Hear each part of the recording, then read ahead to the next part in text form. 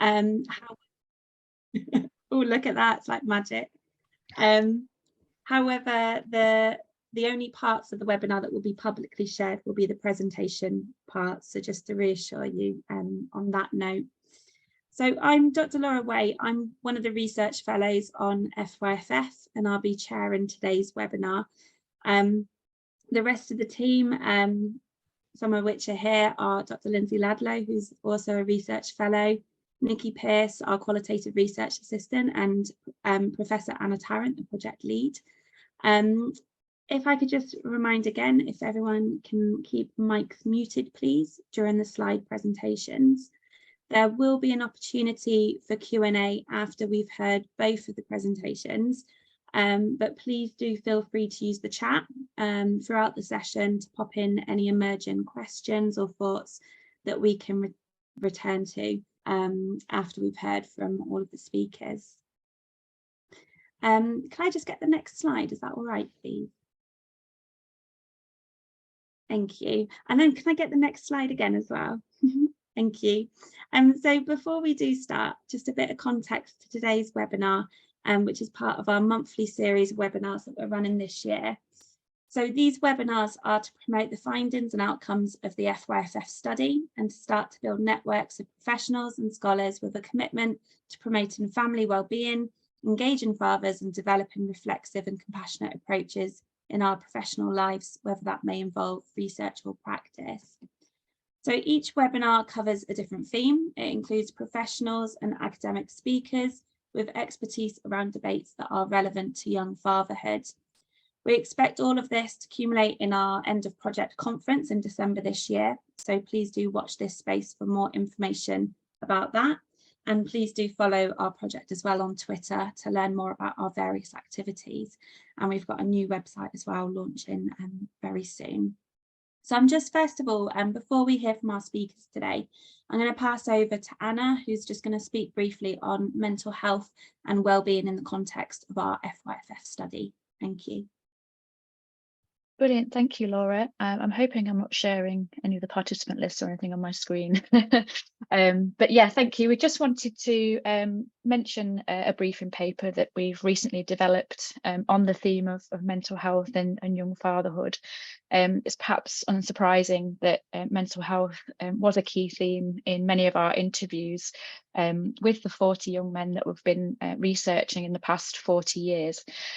Just very briefly, our kind of key findings focus on, the lack of support that they sort of receive and the challenges that they have and experience in trying to seek access specifically for their mental health. We look at fatherhood as being a really positive source of well-being for these young men, but the demands of new fatherhood and then limited access to resource can lead to periods of mental ill health. We also use kind of concepts around the protective and the predictive factors that may influence their mental health over time and across their parenting journeys to develop a dynamic perspective of their well-being. And these include their relational networks, the degree of employment security that they might have or not have, and then other environmental and circumstantial factors, such that when any of those might be missing, that can be predictive of their mental health. We also talk a little bit more as well about the existing support environment, and we advocate for a framework of care and compassion, and also support that supports them from the perinatal period onwards. For us, and in terms of the findings we've developed, a key thing here is that authentic spaces where young fathers are listened to, and where there is important communication between them and professionals will have positive outcomes for them, for their children, their partners and their wider family as well. So if you want to read more about that, read some of our data, read some of our analyses, I will be sharing a link to the paper in the chat, and we will of course be sharing that on Twitter as well. Thank you. Thank you, Anna. So I'm now just going to introduce our first speaker, so Scott Mayer. Scott is an accomplished keynote speaker, parent educator and mental health trainer, specialising in paternal mental health and cultural differences. He's one of the leading lived experience specialists in paternal mental health in the UK, after his own mental health was impacted by several traumatic births and an absence of support when it was needed. With over 20 years experience as a parent of 7 children, Scott uses his knowledge to advise and educate services on how they can support and provide better engagement with fathers and help prepare dads and partners for the journey into parenthood. Scott will be speaking to us today on the importance of fathers. We've got your slides ready, Scott, so I will pass over to you when you're ready. Thank you. Thank you very much for that lovely introduction. Excuse me, everybody, I am outside. I'm currently at a conference, so I'm sat in a beer garden, not enjoying myself with a cold drink, but I am actually sat in a beer garden. So yeah, thanks for sharing the slides. I've had a few issues trying to connect to hotel Wi-Fi, so I appreciate that, Laura. Thank you very much. So yes, my name is Scott Mayer, and my wife Sarah and I have 7 boys. My eldest is 20, my youngest is 4. We had lots of various different complications along the way, like Laura just touched on, but it was my youngest being born that went into a neonatal unit, and my wife becoming critically unwell at the same time, that where my journey into this work started from. I'm a former infantry soldier. You know, I thought I was equipped for everything that life could throw in terms of mental health and how difficult life can be in dealing with trauma. And what I learned very, very quickly is that it's very different when it happens to the people that we love the most. And when we're in those sort of helpless situations, it can take a massive impact. It affected me really, really badly. And if it wasn't for my wife, I'm not sure I would have recovered in the way that I did. I definitely wouldn't be doing what I do now. So I started my work in this area, working with my local community, working with my local hospital.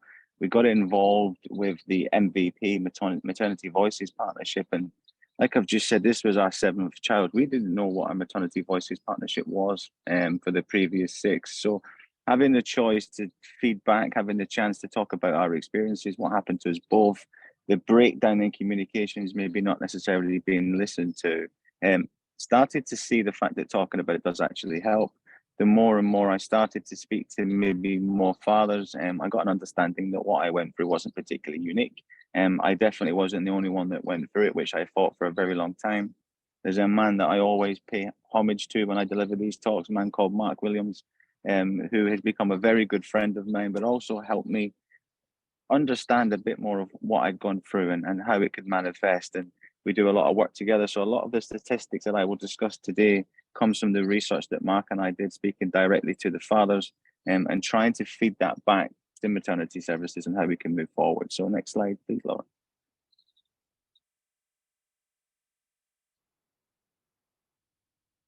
Yep. Another one, please. It's like countdown. So there you go. I've touched a little bit, you know, on my story, my experience, and why I do the work that I do. And you can move on to the next slide again, please. So this is one of the things that we see.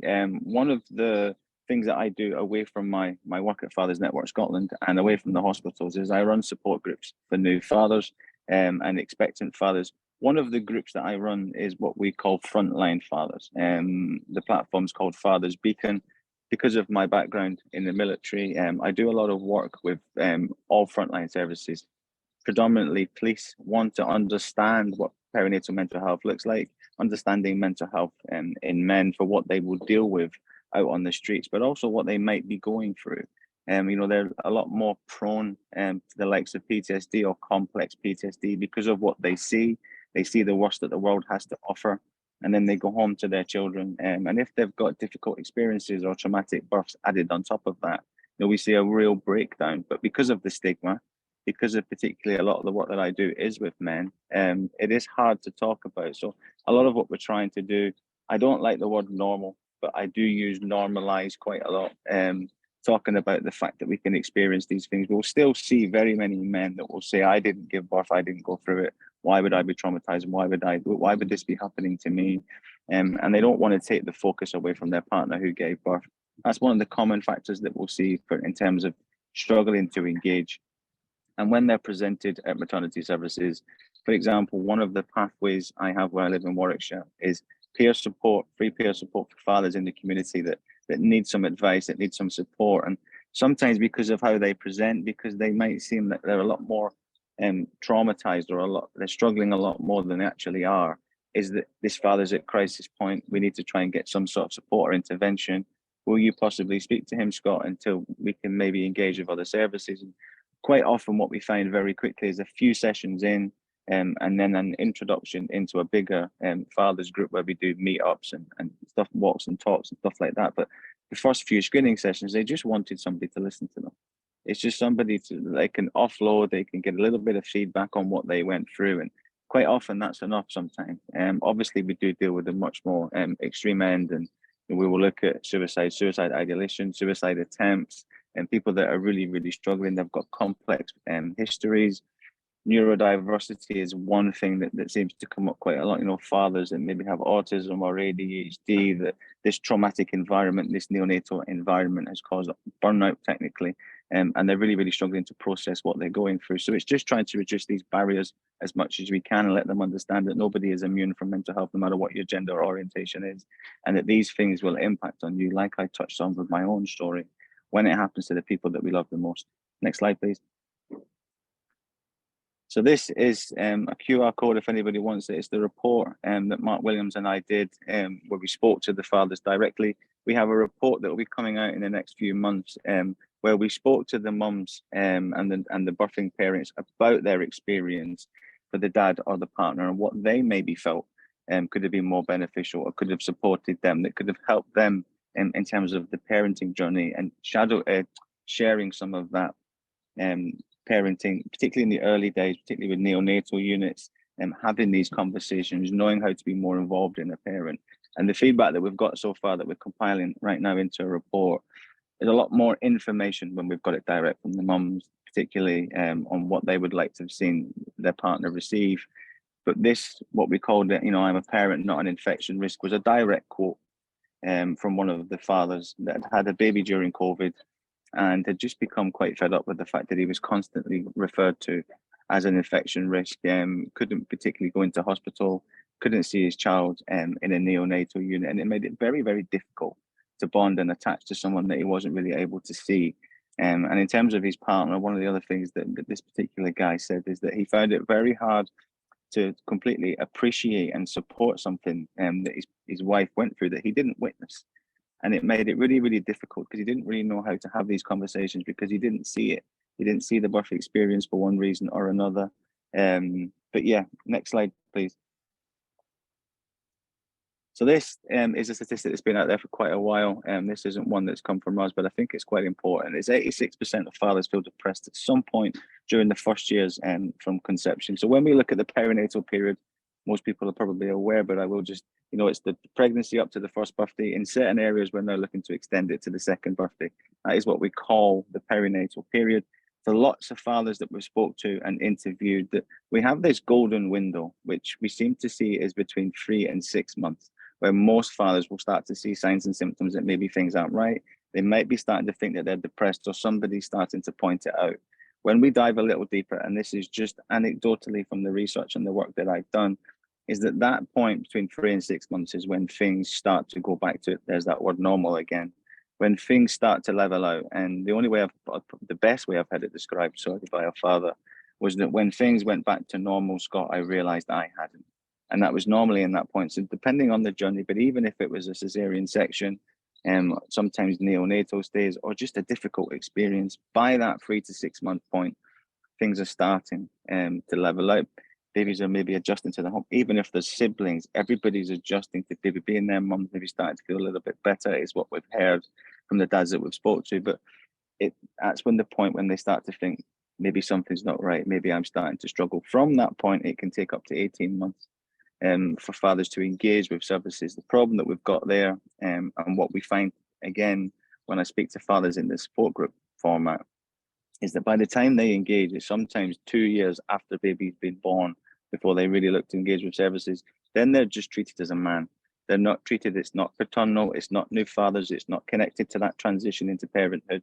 It's just a man that's maybe anxious or depressed. And anybody that obviously understands mental health knows if you don't necessarily get to the root of what's causing it, it's very difficult to move past it. And that's what we're now seeing with many fathers, particularly the ones that had very difficult experiences during COVID, where they weren't allowed in, they sat in car parks, and they experienced this trauma in different ways. So it can take a lot longer for the signs and symptoms to come out. I've actually worked with a grandfather once who didn't really realize the effects of the birth trauma that he'd experienced for 28 years until he became a grandparent, and it sort of brought it all back. So You know, it's just looking at it. Sometimes it takes a little bit longer for these things to come out. Next slide, please.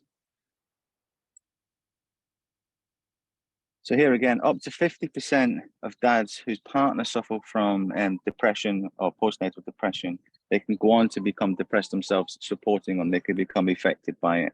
The one thing I always try and highlight this, yet again, bringing in my own experience, is that works both ways.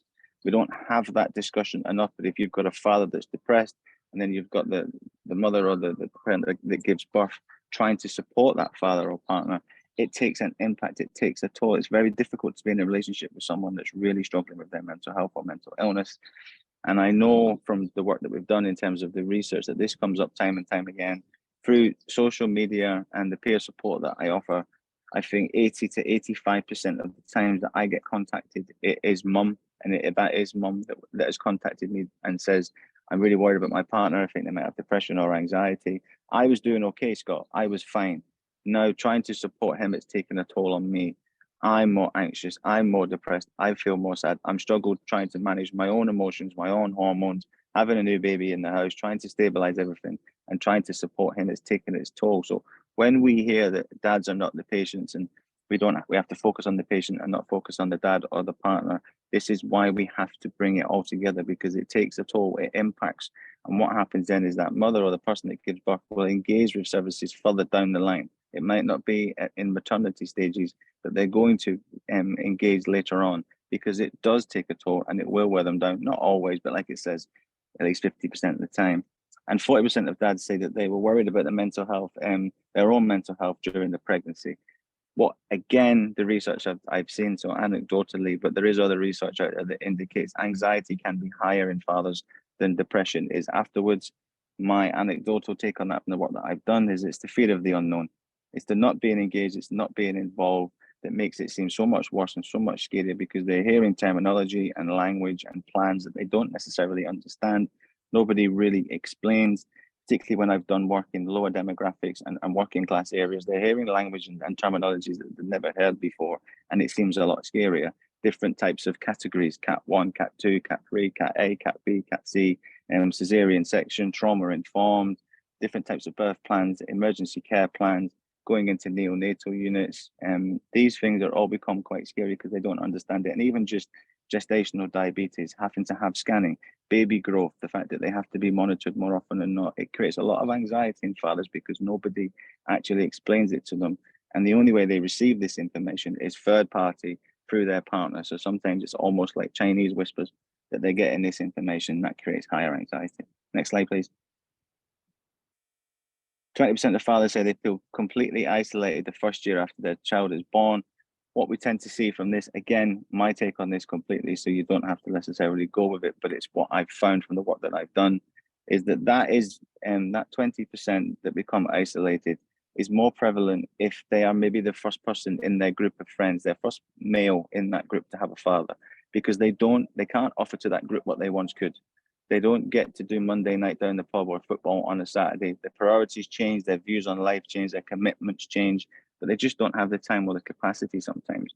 And men can be quite tribal. So until they find that new tribe, which can be new fathers, it can be other fathers, until they find that group, they become very isolated. And in some of the work that I've done with fathers, those ones that don't have that group, that friendship group, that network, are the ones where we can often see most risk of suicide. And that leads on to the bottom point that, you've got to add in an awful lot of factors. There's lots of mitigating factors, from schizophrenia, bipolar disorder, we've mentioned neurodiversity, previous history, adverse childhood experiences, sexual assault. When we add all of that together, that new fathers in this perinatal period can be up to 47 times more likely to be a suicide risk than at any other point in their life. So we know this is a very, very dangerous time for men. It's very troubling, but yet we still have limited resources. And that's not different age dads, young dads, and that's just across the board. But yeah, the history plays a big part in that. And we don't necessarily ascertain that history because we don't screen or ask questions enough across the board to know what is going on with the father. Next slide, please, Laura. So this is just highlights. We've known for quite a while when it comes to skin and bonding and attachment that the oxytocin levels that we discuss when we promote skin to skin in mothers. There's evidence now, there's research to indicate that the same happens with fathers. but yet we don't necessarily encourage skin to skin enough, and where we do, we possibly don't necessarily explain it. I work with many fathers, and I say this from my own experience. My wife tells me what to do, and I like to make, my wife's not even here, but I'll still say that I do what I'm told. And with my first two sons, particularly being a military man, I did skin to skin. I went through the motions because that's what my wife told me to do. Maybe my confidence grew, maybe my ability as a parent grew, but with my third son, I actually believed in the process of skin to skin and what it can do. And I will never say that I bonded better with my third son, but I will say it was quicker, because I skin to skin contact as much as possible. My wife would breastfeed, I would wind, and he would fall asleep on my chest, and I would have that connection as much as possible. And it was as good for me as it was for him. Particularly, yet again, kangaroo care is being promoted. You know, who have done research on this at the moment, and particularly with FYFF in neonatal units, we need to probably promote this a little bit more. And neonatal units actually do this quite a lot, which is sometimes don't necessarily communicate with maternity services. But the more that we increase that bonding, and the better, or sorry, the faster we do it, the better. Next slide, please. So 90% of fathers polled in 2021 said they were not asked about their mental health at any point during the perinatal period, and 26% of fathers displayed signs of depression 3 to 6 months after baby was born. I've talked about that 3 to 6 month golden window already, but 90%. So when we look at the fact that they say that 1 in 10 fathers will have developed paternal depression, that we know that's based on the ones that are maybe having these conversations and being asked. Myself and Mark Williams, the research that we did, it was 80%. So 80% of 350 dads that said they weren't asked at any point. Now, we know that that would have gone through the COVID period, so it's very difficult to ask this conversation, to have this conversation when they weren't having access and not being able to see. But in the recent report that we've done speaking to mothers, it's very, very similar, even post-COVID. So we're not having this conversation anywhere near enough. Next slide, please. Signs and symptoms. I'll leave this slide on and just run through a few. You know, crying, self-harm, easily distracted. My wife does joke and say that I'm always easily distracted, whether I'm struggling or not. You know, but you know, sadness, loss of interest, less tolerant, struggling to be productive, worthlessness, not a good enough parent because they're not bonding. They will see themselves as failing constantly, and just feeling sad, low mood, unrealistic opinions of themselves, and a lot of the things that we associate with mothers that are maybe going through postnatal depression and the opinion they have of themselves when they're struggling. Fathers go through the same, and one of the barriers to engagement with services is the same old adage that we've had for such a long time, that social services will take my baby away. If I'm struggling, fathers have that same concern. Next slide, please. Contributing factors, testosterone levels drop by up to a third in new fathers to make them more accommodating to having a baby, to bonding, to nurturing. So they become slightly more vulnerable, and this can have a big impact on them. Lack of sleep, money worries, and feelings of guilt. The journey into parenthood being sort of conflicted by, depending on the birthing experience, drinking, drugs, you know, avoiding situations, feeling of anger and suicidal thoughts. And these are things that we see quite a lot. We have these conversations. Men will speak quite openly, and they say that men don't talk. It's a myth. We've just got to give them the platforms and the permission to be vulnerable, and I see them talk every week. Next slide, please. So what the dads are saying, and this is just some of the experience. You will have the slides. You can go through this yourself, and I don't need to read the ones that are on there, but this is just some direct quotes from the fathers that were in our report when we asked them anything else you'd like to add. This is some of the experiences, and one thing that comes up quite a lot is the lack of support for fathers in and around baby loss. They accept the fact that the person that was carrying the baby deserves a lot of support, but they like to highlight the fact that they lost a baby too, and they very rarely get that support. Next slide, please. So what we can do, ask questions, you know, support, encourage. If they're not there, try and find ways to connect. Ask if they've got any concerns. You know, we're working with maternity services. We have little flip charts where they can send home. Dad can write any questions, and we're doing it right now. We're connecting via Zoom. If dad can't be present at appointments during the pregnancy, let him dial in for 5-10 minutes just to get a feel for what's going on, to listen to the heartbeat, because most men will describe that it doesn't feel like a real pregnancy until they hear the baby's heartbeat. That's when that connection starts, because we're practically minded. It's something tangible. So allow that to happen as much as possible. Let them see what's going on. Let them listen to what's going on. Ask any questions that they've got and start to communicate with services. Same with health visiting. Just joining these dots as much as we can so we have more fathers engaged by the time children go to school. Next slide, please. So that's it. There's some signposts and some useful links. Any questions, like we said, jump on at the end. If I'm hoping my Wi-Fi will hold out, but if not, please give any questions to Laura or Anna. I work quite closely with Anna on a few different projects. I promise if you've got any questions that gets emailed to me, I will answer, I will respond. Anybody wants to contact me, they've got my, Laura and Anna have got my details, so please just get in touch and I'll help in any way that I can. And thank you very, very much. I'm very fortunate to go before Ranjana and I've had to go after them before, and it's quite nice to go before because they are obviously leading experts in the field and you're in for a very good treat. So thank you very much for listening and thanks for having me, guys. Thank you, Scott. We will hold fire on questions until the second presentation, but thank you so much for that, and I'm sure there's going to be a lot of interesting discussion from that. Could I ask for the slides to be moved along a little? Or in actual fact, there was only one slide and it had names and a title on. So in actual fact, we might want to pass over to our speakers to share their screens, and I'll do the initial introduction if that's all right. So we're next going to hear from Professor Ranjana Das and Professor Paul Hodkinson on new fathers and mental health difficulties, spirals of struggle and journeys of coping. So Ranjana and Paul both work at the University of Surrey and have co-authored a book titled New Fathers, Mental Health and Digital Communication. Ranjana's research expertise lies in the social uses of digital and data technologies. She's currently writing her book, Parents Talking Algorithms, and prior to this, authored and edited 4 books, including Early Motherhood in Digital Societies. She's the PI of a Leverhulme Trust project on news consumption and a British Academy project on emerging technologies supporting bilingualism. Paul's research interests include men and masculinities, contemporary fatherhoods, youth cultures, and digital media cultures. His books include Sharing Care, Primary and Equal Care of Fathers and Early Years Parenting, co-authored with Rachel Brooks, and he's currently leading a British Academy funded project focused on men's experience of hair loss. I'll now pass over to the both of you. Thank you very much, and we'll let you get on. Thank you so much, Laura, and thanks, Scott, as well for a fantastic presentation. And I think there's quite a lot of sort of connections between your presentation and ours. And thanks for your very kind words about us as well.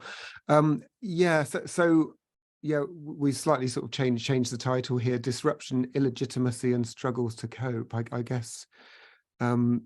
So thinking about how men come to struggle during or after the having a baby, but also thinking about kind of the way in which they're positioned by society, how we position them as a society, how different parts of society and different parts of the sort of health services and various other people around them when they have a baby might position them, and of course how they position themselves and how that might make a difference to how they do or don't struggle, and how they then sort of cope or deal with those kinds of struggles. Okay. Oh, hold on. Okay, so yeah, just a very, I probably don't need to provide too much of this because Scott's given such a useful sort of outline of the background, really. We know, of course, that maternal mental health challenges have been a sort of extensive and continue to be a sort of ongoing issue, and that resources and support there are sometimes wanting, not for the want of trying. New fathers' mental health difficulties, particularly I think over the last decade or so, it's become clear that there is sort of increasingly well evidence, and again sort of Scott has sort of shown some really sort of enlightening evidence there. Figures do vary depending which sort of studies you look at, which kind of countries, whether it's a global study, whether it's a UK study, what exactly they're measuring and exactly how they measure it. A figure that's often sort of cited in sort of academic studies is this Paulson and Bazemore, this notion that around 10% of new fathers may be affected by depression during the perinatal period, that period that Scott was describing, between the sort of start of pregnancy and the end of the first year.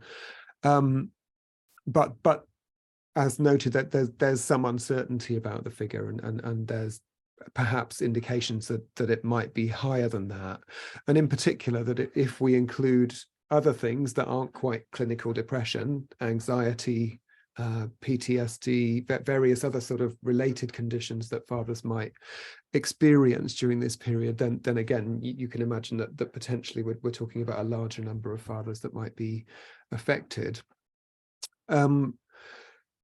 Studies also show, and this is something that we'll come back to as well, that fathers can significantly struggle to kind of recognize problems that they're having and to sort of disclose those problems either to those around them or to professionals.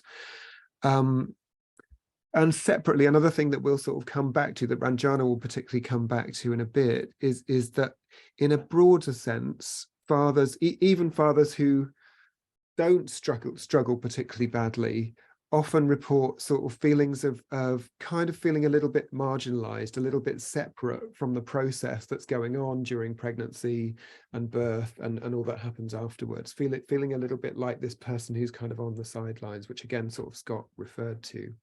So we'll come back to that in a while. So our project was kind of a small scale but in-depth project, I think we'd want to say. So we wanted to get the lots of sort of quantitative studies sort of exist. We wanted to kind of get the detail from a smaller group of people, really. So we carried out qualitative interviews that tended to take about sort of 60 to 90 minutes or so with 15 fathers, and they self-identified, if you like, as having had mental health struggles. We tried to define that in a fairly broad way. We weren't asking just for people who had sort of a particular sort of clinical diagnosis, for example. We wanted to think of sort of mental health struggles in quite a broad way. As it turned out, it was fairly clear that most, if not all, of the fathers had sort of what we would regard as sort of fairly significant struggles, and many of them had been diagnosed at a particular point, although in many cases not until quite later in the process. And so yeah, we were trying to, I guess, sort of explore this in a broad way. We wanted to understand what kinds of circumstances might prompt struggles to come about, what the journey would be after people started struggling, before they started struggling even different approaches to kind of coping or possibly not coping in some cases, different approaches to help seeking. And we also had a particular role, interest in the role of digital media and whether that might play a role in people's sort of journeys of coping, if you want to think of it that way. Okay, so I'll sort of jump straight into some of our findings, really. So fathers reported a range of different kinds of struggles. Not surprisingly, perhaps, many talked about sort of depression, anxiety. Some talked about trauma, some talked about PTSD, having had sort of difficult birth situations or difficult sort of post-birth situations. And some talked about more specific conditions. We, after much sort of musing and sort of looking at the findings and the analysis that we were doing, began to sort of think about the way in which the process of becoming a father is disruptive. It's it might be a period of joy in some ways for various people. There might be sort of joyful, highly fulfilling aspects to it, but it is also very often a sort of highly disruptive process. And there's this sort of concept, I suppose, biographical disruption, which is used within sociology, within sort of sociology of health, which is kind of we're sort of I guess sort of coming at this from a sort of sociology, media and communications perspective. And biographical disruption is referring to something that kind of disrupts your journey through life, if you like, disrupts your identity in various ways, and might disrupt you practically in all sorts of ways as well, that sort of brings life to a jolting change of direction, potentially.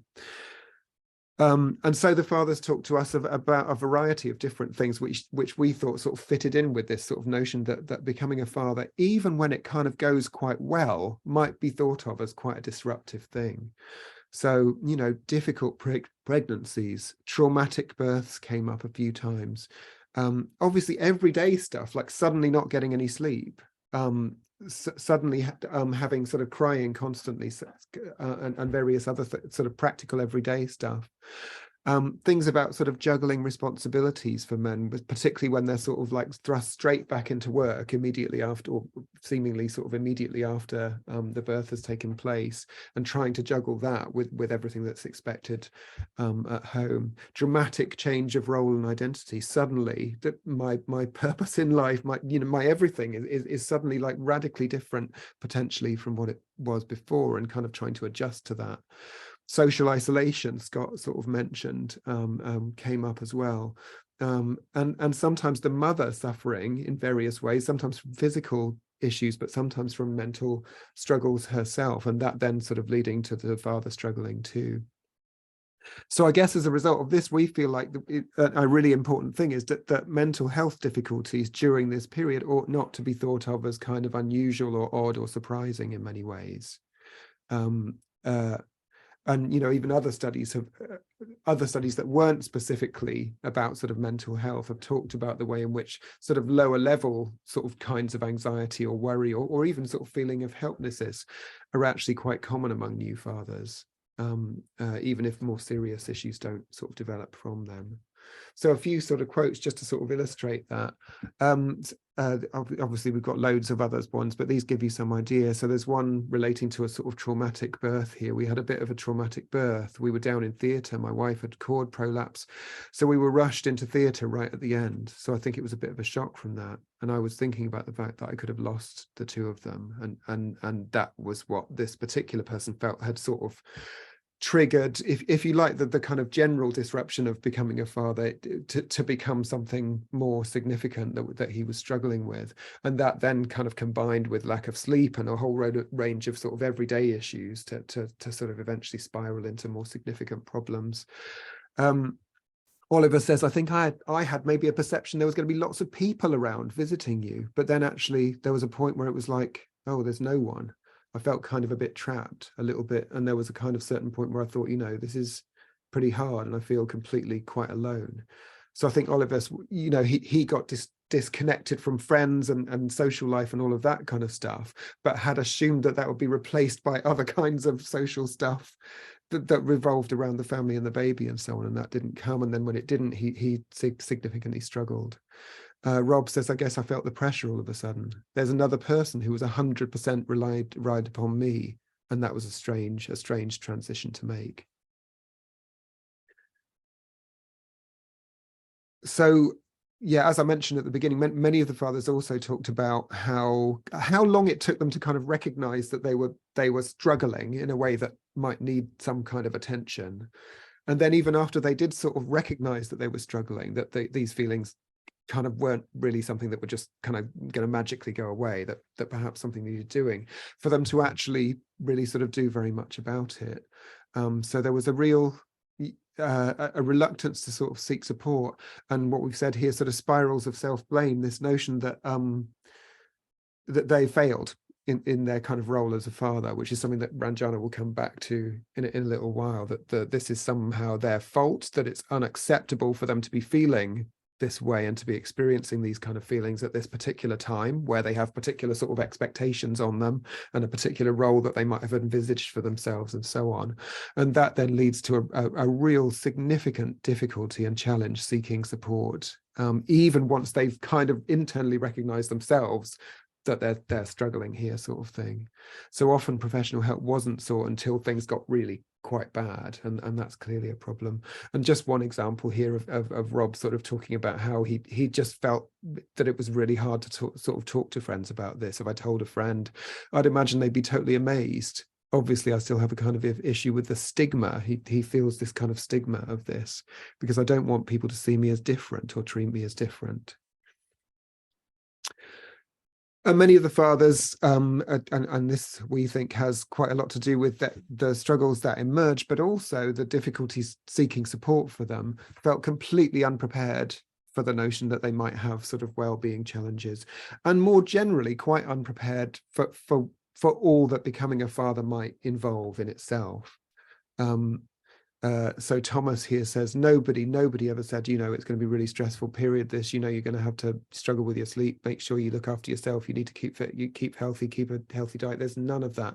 There's no pre-warning as to how hard it was going to be, which was one of the reasons why it was such. I found it so difficult, because it was like, shit, where's this come from? And that wasn't sort of uncommon. And so, if you like, there's partly this specific issue about talking to new fathers about possible sort of mental health struggles and the kind of challenges that could emerge, but also more broadly engaging with fathers in a much broader way about the various things that they might be going through and what becoming a new father might involve.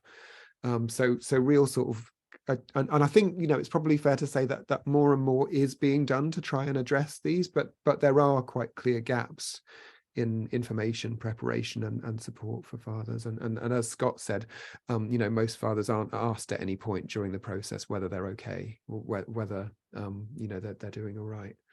Okay, and at that point I'm going to switch over to Ranjana. Yeah, thank you. So I think continuing what we've heard so far, and perhaps nothing unsurprising then, that the vast majority of them felt sort of outside of the process. And we found that quite interesting, because, I mean, if you look at historically, you could argue that there has been a real shift in terms of those roles. So during labor and birth, for example, there's been a shift from the father waits in the waiting room pacing for news, right up to the, you know, the situation we have now, in at least in the global north, where they're invited in to kind of be there in the room. So on the one hand, there has been a pretty dramatic shift in terms of where dad is, but nonetheless, we found, despite that shift, fathers felt peripheral and outside of the process because of the ways in which they were positioned inside of this real and metaphorical room, so to speak.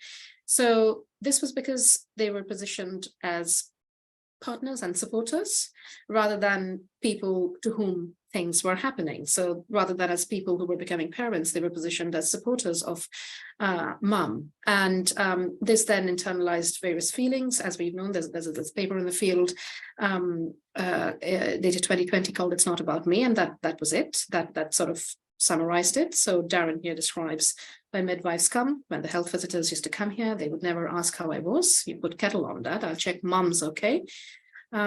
And Roy says here, I think I felt that if you brought it up that he was feeling badly, it would be like a slap in her face, like, I need more support, but you're doing so much already. It wasn't something I felt I could talk to her about. I felt embarrassed. I felt ashamed.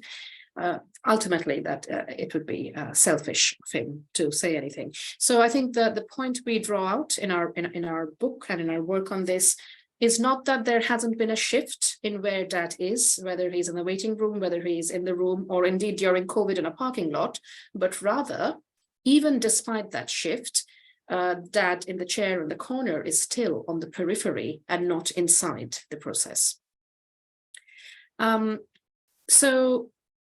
So if our argument was that, yes, there's been a shift over time, but dad in the chair is still like somebody, an outsider in the room, and this sort of got pretty clearly outlined during COVID, because we heard all those stories about people giving birth on iPads and partners waiting in the parking lot and on. It was very clear then that dad was invited in, but still kept out. Now, we argued in the book from our findings that what was coming up pretty distinctly, that there was something fairly problematic happening with the language of the supporter. We did not argue that men and fathers shouldn't support babies and mothers. Of course they should, and should indeed be expected to, but rather that their sole role, the entire positioning of their role, was that of this rock-like, very stoic supporter. And we argued that this came from various places. It wasn't just any one person or any one place, but from baby books to parenting apps to websites to public-facing communication from public health organizations to, you know, playground rhetoric about how boys should be and how men should be, and all of that coming together positions man as this big rock, a rock-like supporter, which then, of course, rehearses familiar things we know about masculinities in terms of, you know, men needing to be stoic and strong, but also quite specifically for the perinatal period, those sort of old things that we know about masculinities are sort of repackaged as dad, you're the supporter, which then manufactures dad as the provider rather than the recipient of support. And this came across really, really clearly in all our interviews. So David says here, I'm not a steady rock. I lay at night in thoughts that I don't want to come up. I trick my mind into making them go away. I want to portray a picture of managing. So two things at least are happening there. One is the stuff we already know about in which society positions men and boys. And two, specific things going on in the perinatal period. And here we have a cocktail that produces I'm lying at night and I want to portray a picture of managing. And Rob says, because of the nature of the condition, you feel as if you're a burden. And I felt that it was for me to sort it out. You're the man, you're the strong one. I mean, I know the world's not like that necessarily, but in your mind, that's how you still see things. So we saw that potent cocktail there. On the one hand, widespread societal positioning of men and boys that we all know about, boys must not cry and all of that kind of stuff. And then the specific conditions of the perinatal where the man has been invited into the room, has been asked to go to a scan, but still has been manufactured as a supporter, produces a really potent cocktail where you have the rock like that.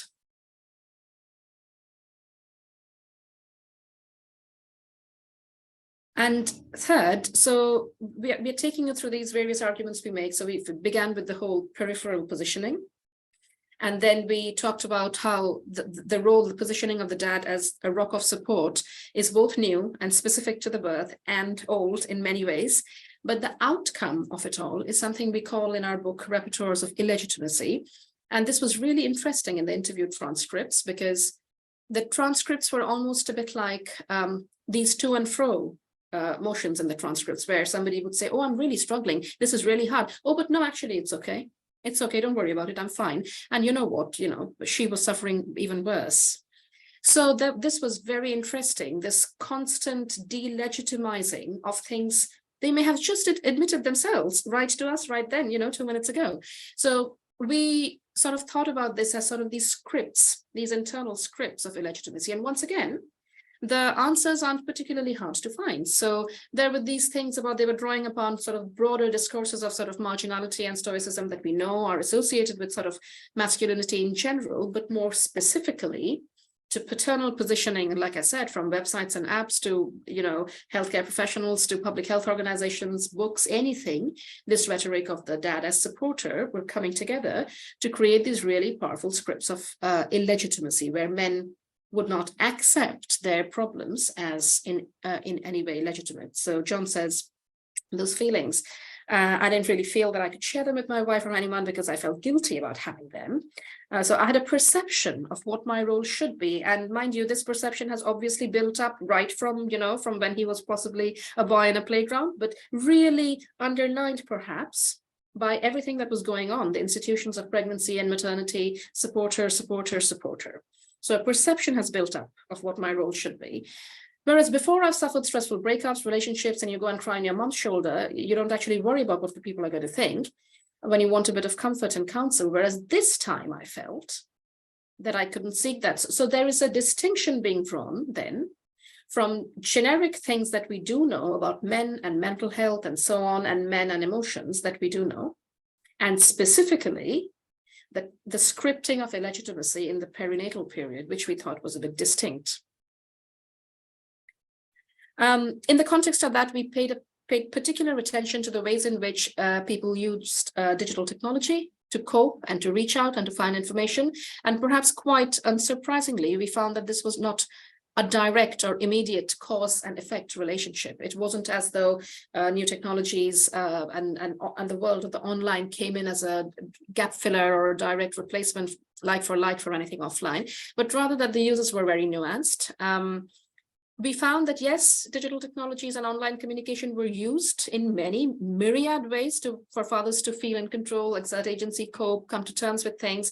And we found that there were very interesting, almost cloaked and garbed uses of digital technology to try to cope. Sometimes somebody would share an article on mental health as a desperate sort of a kind of a coded plea for someone to spot, like, oh, why are you sharing something about suicide, for example, for someone to kind of put two and two together and you know, ask a question, for example. And sometimes these attempts were not successful, and we saw all sorts of things, from people completely disconnecting because they couldn't cope, to people massively using digital technologies for activism and becoming activists out of their own struggles. But on that spectrum, in the middle, we found all these nuanced and very surprising ways in which technology was used. We heard fantastic stories of people using Facebook Messenger with their partner in the same room so as not to wake the baby, and that becoming a bonding thing. We heard of WhatsApp groups with mom and dad. We heard of all sorts of, and the coded thing, like I said as well. So it was a big spectrum of ways in which the digital was indeed used, but not perhaps in the cause and effect ways in which we like to think of digital technologies. And this particular thing we called affective coding, and this was perhaps one of the most interesting findings, and we theorized it as well, a kind of steganography. I mean, ages ago, people used to hide messages. You know, you can still write a secret message in lemon juice or orange juice, and then when you run an iron over it, you can read it. And it was a bit like that, where fathers described doing these things online in the desperate hope that somebody would put two and two together. People would share something on social media, not just to share it, but in the hope that somebody would think, why are you sharing an article on father's mental health? Let me ask you on a private message how you're doing. And sometimes, you know, people didn't do that. And there were some really heartbreaking stories people shared. And this worked in myriad ways. Sometimes people would write posts that were very positive, but would hint at something having happened before. So a dad would write a post on Facebook saying, oh, finally, a good week. But what they were actually trying to say was, actually, you know what, I've been having a really bad few weeks. Or a dad would try to like and share specific stories so that it would show up on people's news feeds, so that somebody would ask a question. So we might say that these are really small, insignificant things, but they were not. So for example, Oliver says, I shared it on Facebook, and maybe I think selfishly thought I might get a bit of a response. I was hoping, you know, any of my friends would see that and go, hold on a minute, why is he sharing that? And maybe naively, I'd like to think, if I saw one of my friends posting that, well, actually, wait a minute, is there something not quite right there? But for him, this never happened. Either nobody put two and two together, or nobody reached out to him. So to summarize, I think we've concluded that it's normal to struggle when there's this big biographical disruption, as Paul talked about. But that there's a very powerful cocktail of situations, starting with long-standing things we know about masculinity and how men and boys are expected to behave in society, combining with the specific conditions of the perinatal and the way men are positioned as supporters, and that language of unidirectional support that creates these repertoires of illegitimacy where men are struggling to even recognize their own struggles as legitimate in the first place. So you're not moving on then to next steps. And we found that the role of the digital is important in the process, but not in a direct causal way, but more as part and parcel of coping and communicating in ways that are really almost too small to be noticed, but really meaningful. Like we said, with Oliver's story of, coding his struggles. And that fathers need to be, not just brought into the room or onto an iPad, but really to be welcomed as full participants, and for institutions to accept that they are also becoming a parent rather than supporting somebody else becoming a parent. And the last thing I think worth signposting is that once we finished the project and the book was published and the journal papers came out, we then entered a collaboration funded by the ESRC with the Institute of Health Visiting and the NCT, where we took these findings and alongside other findings about mothers from other projects and made a set of factographics, which are basically live things that you can access on your mobile or on a website aimed for both parents and professionals, that show little films, little clips from people's lived experience, little images there that are trying to kind of express the findings, and of course signpost a whole lot of support for dads, kind of bringing the research to life. So I think that's where we end, and thank you. Thank you so much, both of you. Thank you. Another wonderful presentation. And I really love the biographical disruption. I've never come across that before. I love that as an expression.